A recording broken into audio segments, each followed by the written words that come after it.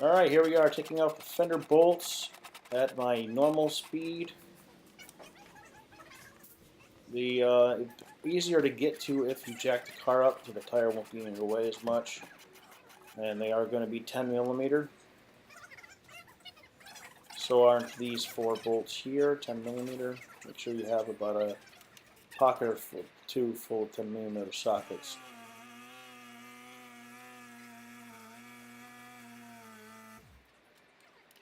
Okay, so there's the last one right there, and now we're going to get some screws that are like a sheetrock, I think, of screws. We need a Phillips head screwdriver, like so. What's going on right there? Okay, here we go. There we go.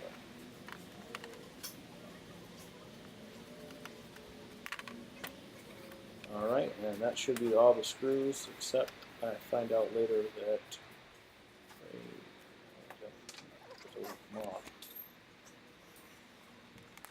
peel that off very carefully. There are clips on the headlights that if you don't peel off carefully, they will break easily. So then I realized I got the fog lamp still connected, and when I get under here, there we go. The wheel well is actually connected to the bumper as well. So some more of those sheetrock anchor screws. Make sure you reconnect this to the bumper, otherwise when you go down the highway, the wind will actually blow the wheel well against your tire and shred it to smithereens. That's exactly what happened to me.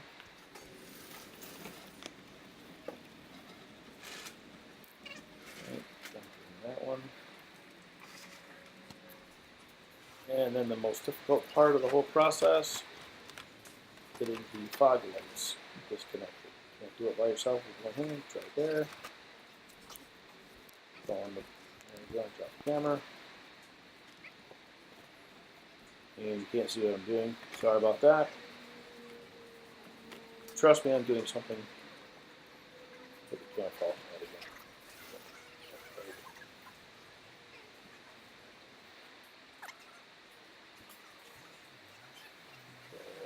Other one proved even more difficult. So there we go.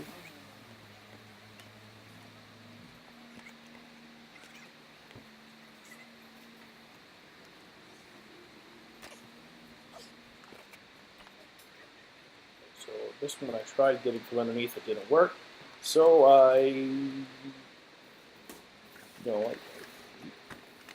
for it. There we go, I got it. Okay. Alright, see now if you could tell there, it's the plug connected to the bulb this time.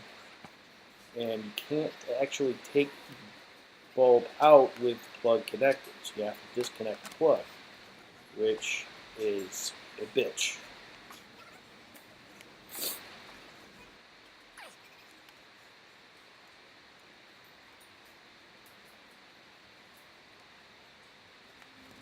As you can tell, I tried every possible configuration of the pliers to do it. If I were smart, now I think about it, I would have just disconnected the entire fog light. There we go. Alright, now we set that aside and move on.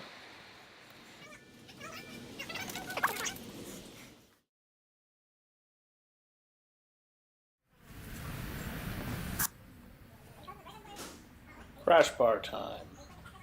As you can see right there, that's the crash bar I'll be installing.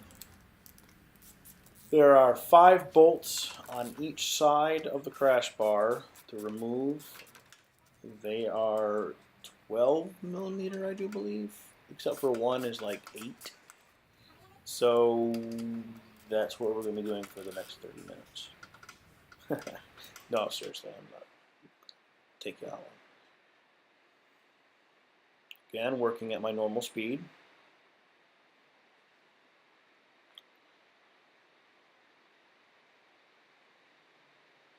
Just loosening them up here. So you can right there, that small one in the center there is that 8 millimeter. I have no idea what the point of that is.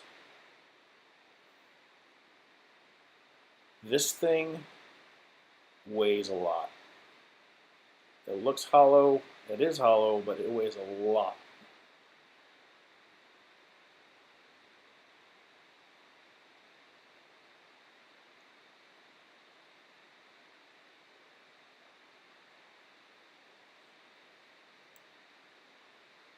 4 bolts. 4th bolt there.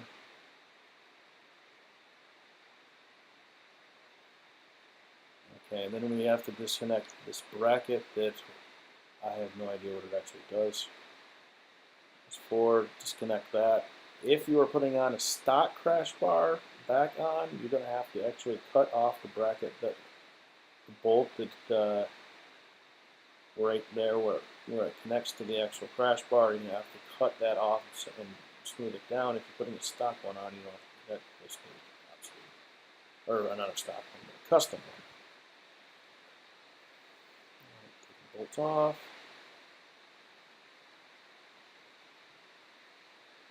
I recommend saving all of these. You're going to need them.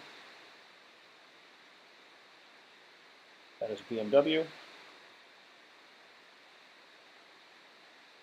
That is my crappy horn. I will eventually be replacing that.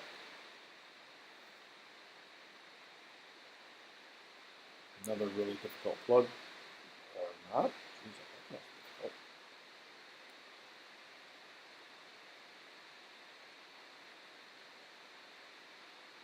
And then you make sure you drop things a lot. That's very important.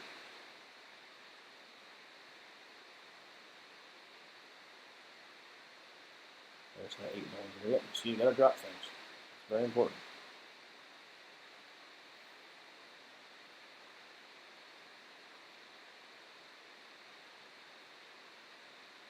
Okay. That should do it right there. Yep.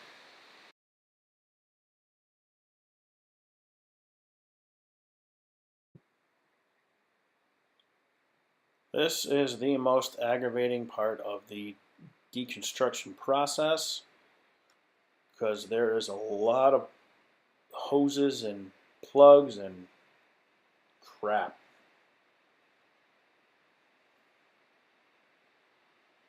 That was literally just made me. Okay, that was easy. The rest of it's hard, I promise. That is one dirty intercooler. I actually hit a bird and it went right into the intercooler scoop and stuck there for I don't know how long until I noticed it, like maybe a week or two later. That was years ago. There's probably still feathers stuck ingrained inside the radiator. This bracket here goes to the radiator. Make sure you put it back when you get the intercooler out. If you don't, the radiator might fall out. I don't know actually what will happen, but I don't recommend putting it back in there.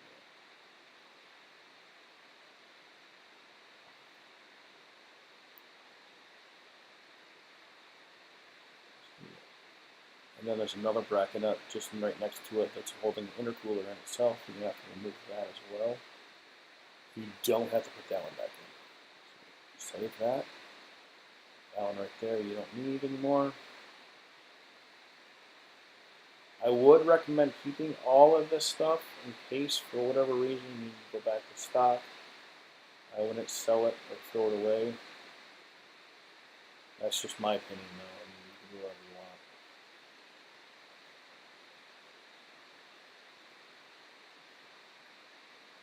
There we go. Take it out. And we need some pliers. Backing those off of the stock block valve. Disconnect from the throttle body.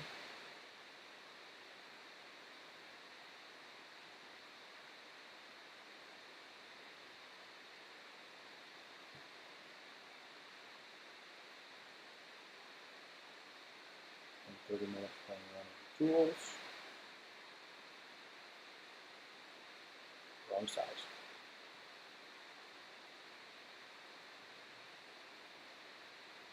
Right, that's good.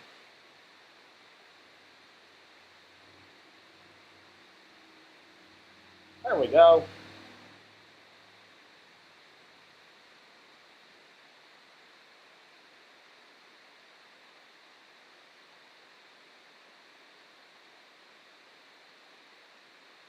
So it's really hard getting on, so that's really hard getting off. Actually, that's a 60 millimeter throttle body I have there, and that's the stock. I have to do that. Oops. Make sure you do that when you first start.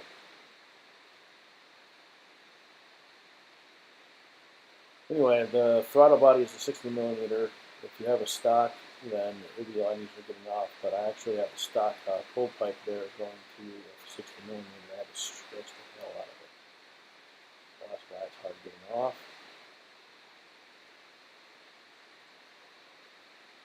And in hindsight, taking out the intake probably would have made things a little bit easier to access.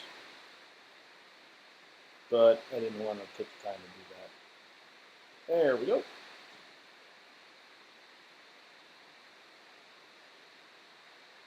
So far we've disconnected the bracket, the cold pipe from the throttle body, and now I'm sliding off the vacuum hose from the blow-off valve.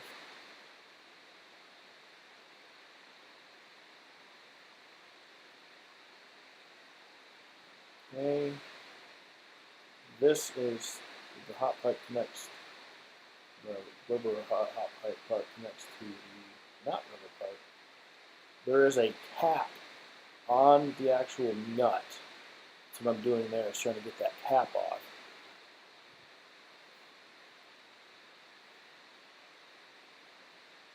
And it is literally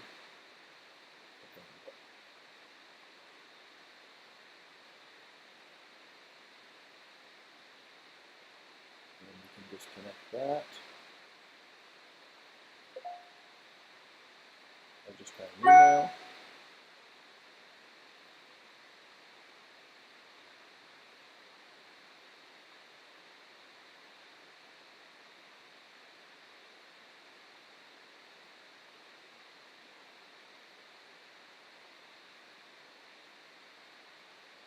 Right, so you're almost done. Now you have to disconnect the solenoid. I believe is what I'm going to do next.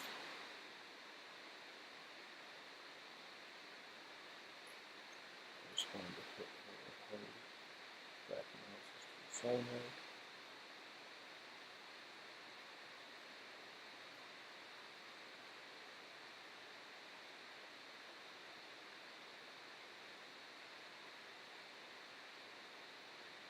That's what I do.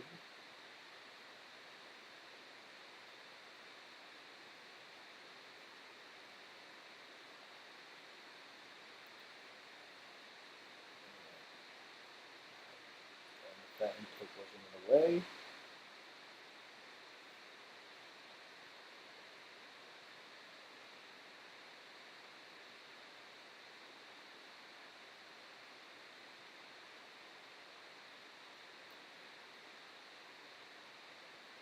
If that intake wasn't in the way. So what I ended up doing is, okay, any second now.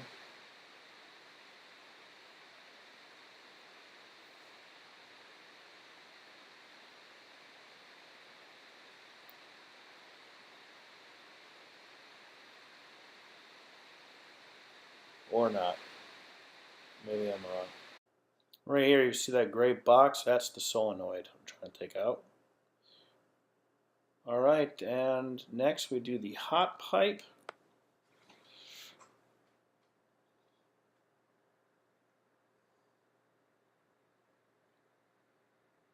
Yeah, I'm not sure what I'm doing here. Oh yeah, okay, I'm getting some sockets.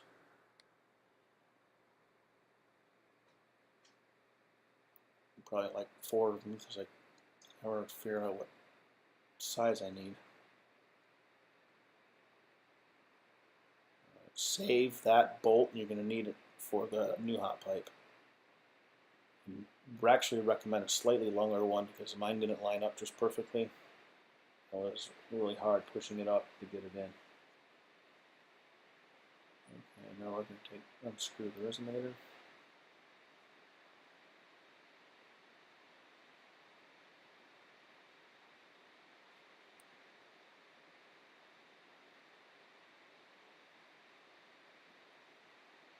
Sorry about that.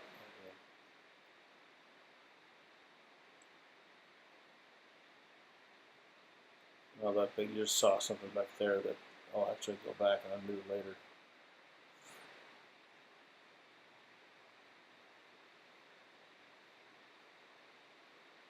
Alright, this proved a little difficult to get off. Don't have the patience like I did. You just literally twist it and try and pull it.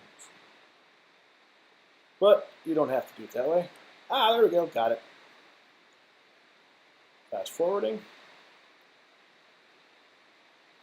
Now you get that off. It's a little tricky getting it up there. Again, apologize for the angle.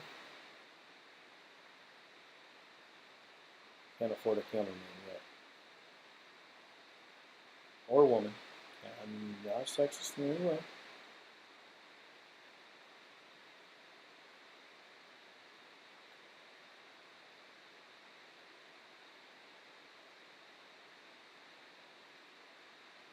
Anytime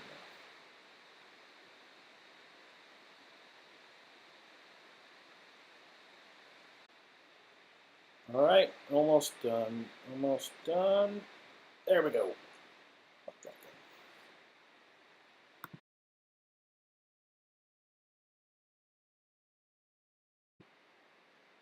Alright, I opted to get the crash bar from 845, and the intercooler is specifically designed to mount with this crash bar. Reuse the same bolts you took off the stock crash bar. Make sure you put on the top two, not the bottom two. Otherwise, your intercooler will be hanging down below your car. And actually, won't even attach. Not that I'd made that mistake, of course.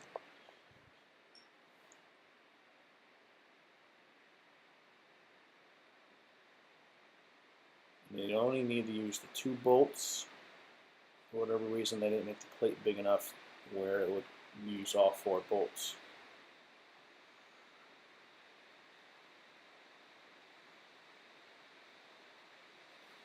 You can put those little 8mm bolts back on, but honestly, again, I have no idea what they're for.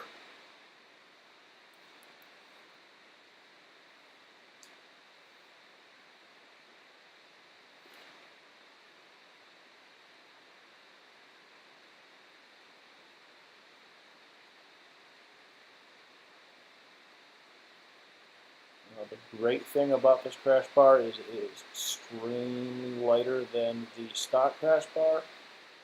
However, of course, the intercooler is a lot heavier than the stock intercooler, so it kind of, I think, equals out.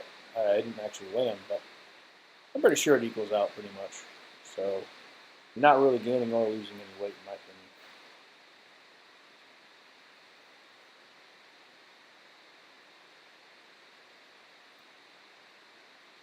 Make sure you tighten them really good. I actually eventually used an air ratchet to get them nice and tight.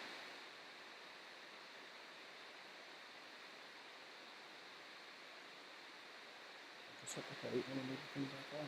Yep, there we go. Don't get past 4.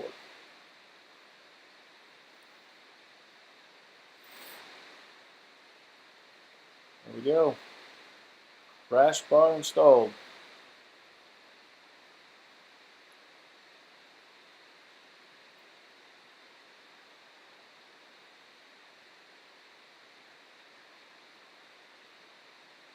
Just putting up that useless bolt.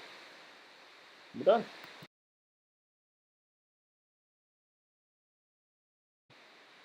This step is really quick and necessary. That sensor right there is literally in the way of the intercooler.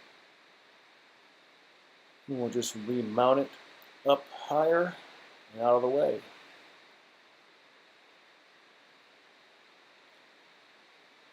Along with the horn, I'm going to do the horn as well. I say I have the horn mounted right there, but I'll eventually move it. I just put it there to get it out of the way, so it wasn't dangling in the way. And that's it.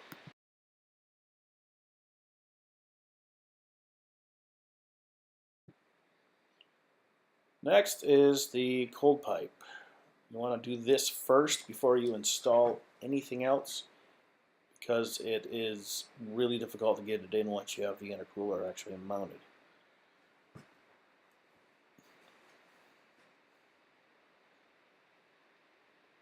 First, you get that on. You want to bolt that down as tight as possible first so it doesn't move.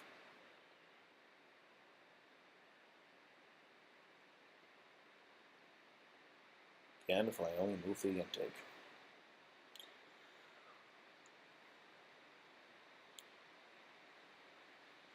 By the way, that is the 845 Super Shorty 3.5-inch intake.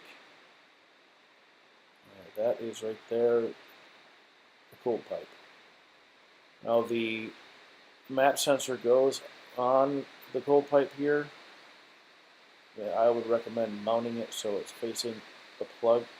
It's facing in towards the engine. That's where the wires are going to come from. Right here, what I'm doing is actually flipping it around because I put it around wrong.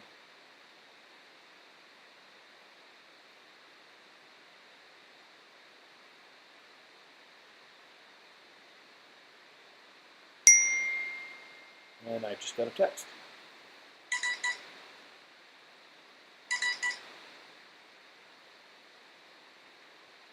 Alright. Now there are two ways you can do this. One way is the way I'm going to do it, and then you can actually flip it around and do it the other way. See, I got the long end going down. This is good for if you have a manual, and if you have a spacer and upgraded throttle body, which I do. Tighten. You don't want to tighten these because you're going to be all the way, because you're going to be moving stuff around as you get the intercooler actually mounted and everything situated. You just want to get it a little snug so it doesn't move just like that. Again, if that damn intake wasn't alright. And that's that.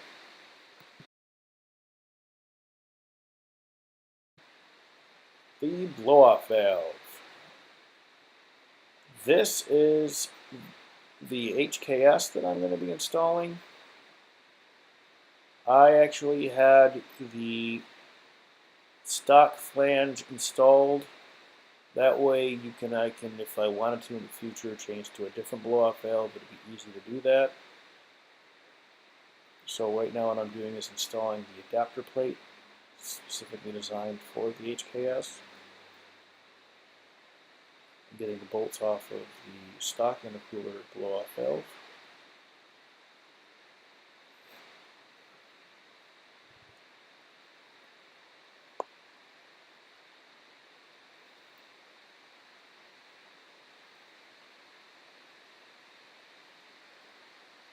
There we go. Again, I'd save all that just in case. Now there's one way to do that.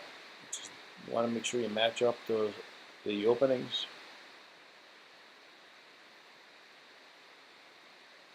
This just moves right in.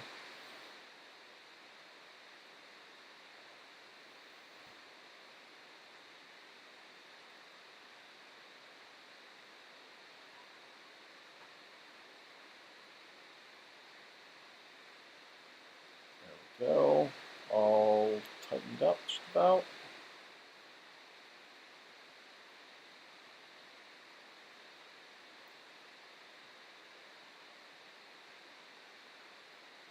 All right, make sure you get that as tight as you possibly can, so you don't have a vacuum leak.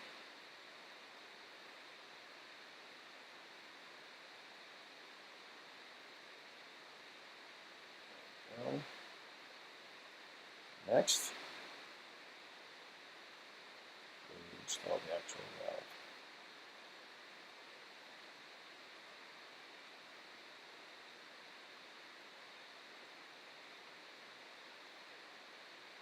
Look at that.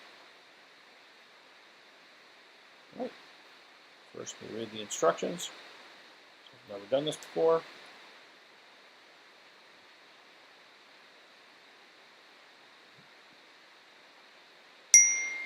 And there's another text.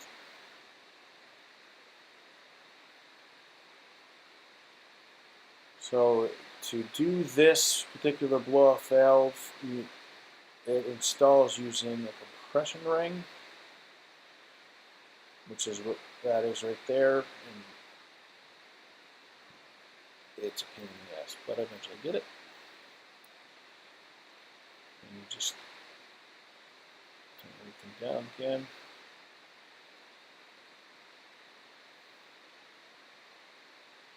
When you put the compression ring in, you want to, once you get it in place, and you let go of it, it's going to snap in place for the most part, but you might have to push down on the O-ring and then guide it in a little bit better with a screwdriver. That's what I had to do. Let's see if you can tell, I'm putting this back on because I actually had to take it off, the plate off of the intercooler to make it easier to get the compression ring in place. Which then made it hard to get bolts back on.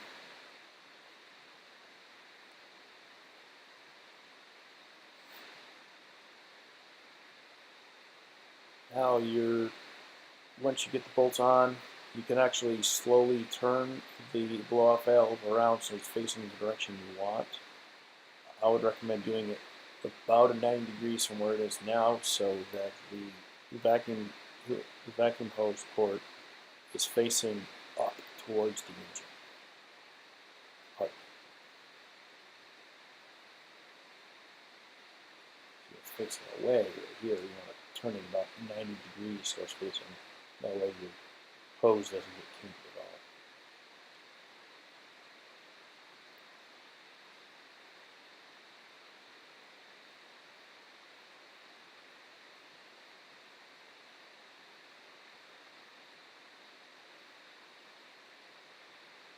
Anytime now I should be done.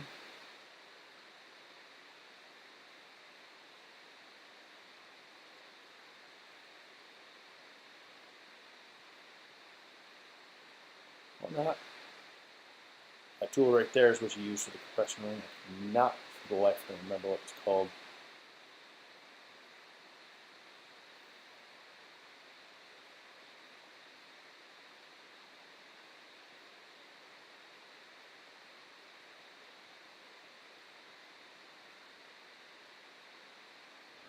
Just finalizing it. I really should have edited this out, but I didn't. So you know how much of a pain in the ass to get this on. And that's it.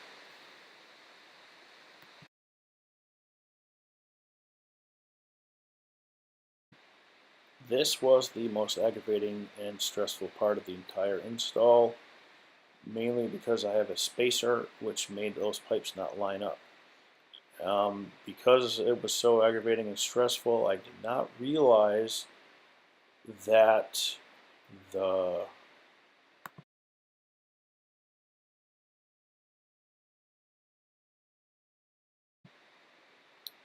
and there we go, all installed.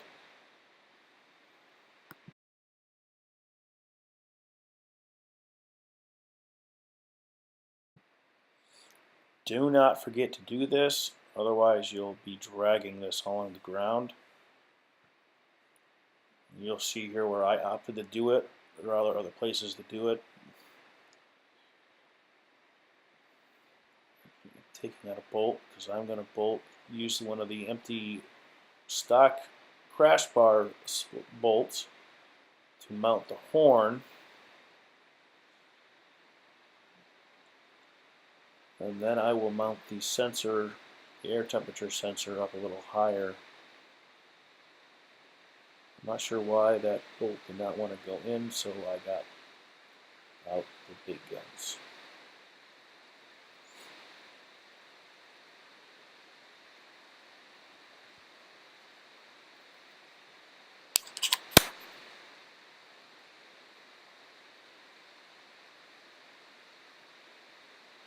eventually I found the right socket size. I'm not a very good judge of socket size.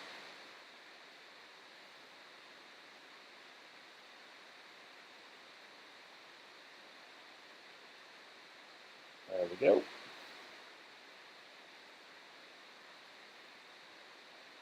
Temperature sensor.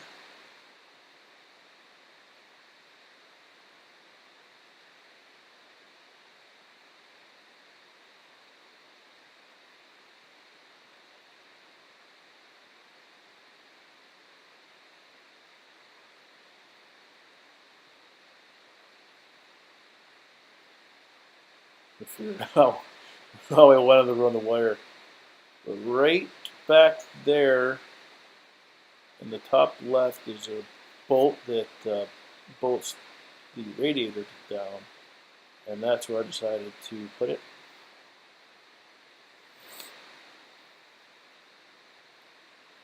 So far I haven't had any problems as far as air temperature discrepancies.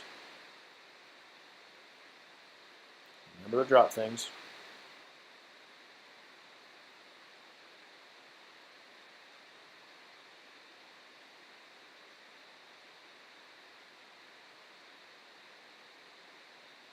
And again, this is my actual speed. There we go.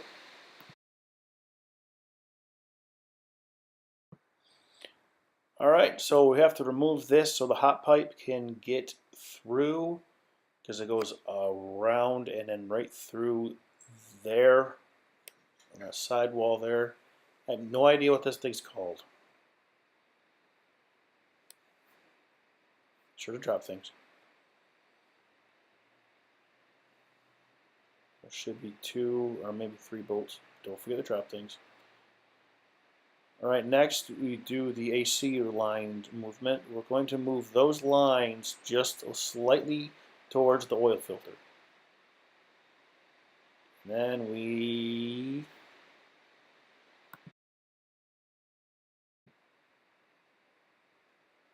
all right, finally turn the camera back on.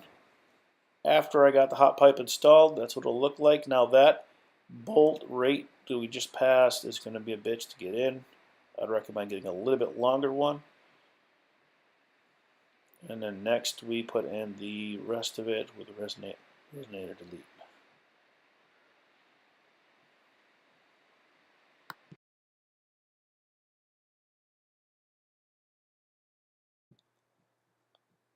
All right, this is the resonator delete. It's basically a short, like 4-inch pipe with that blue thing there and another elbow, which I'm putting on right now.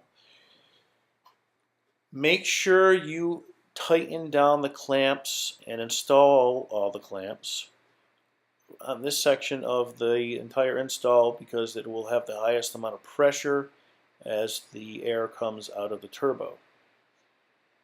I apologize for the light.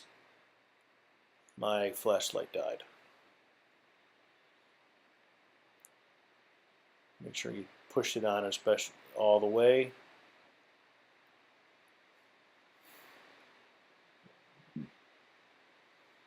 And this is what she looks like. Now as you can see right there, I missed a clamp.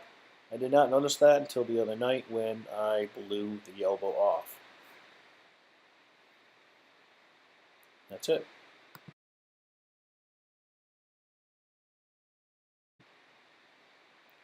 Okay, the solenoid. You see there I have my phone. I actually had to look up how these connected back together with the new intercooler. I would recommend either writing it down, taking a picture before you disassemble it from the stock intercooler so you know where they go.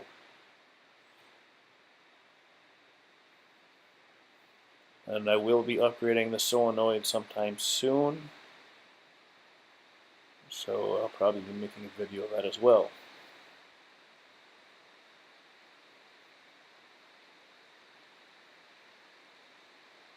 Right.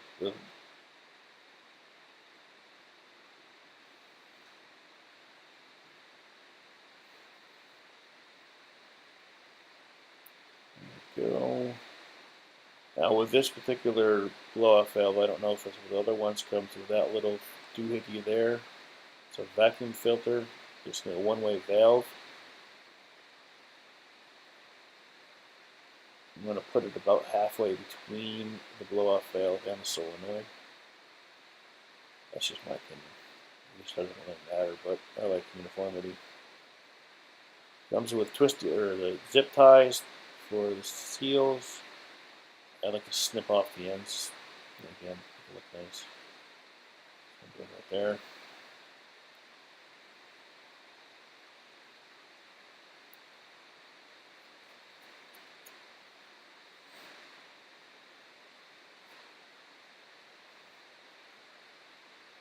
Got 3 hoses. One goes to the blow-off valve. One goes to the cold pipe. And one goes to the intake manifold.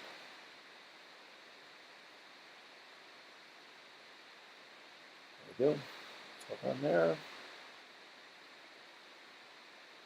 And then there's a electronic plug that you need to plug in.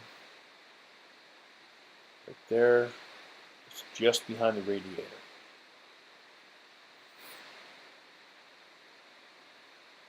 Here I am plugging in the map sensor connection.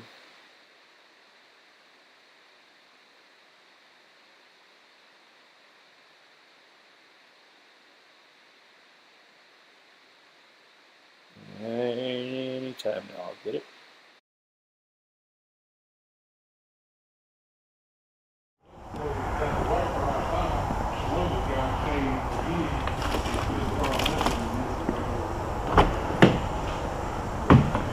Here goes a moment of truth.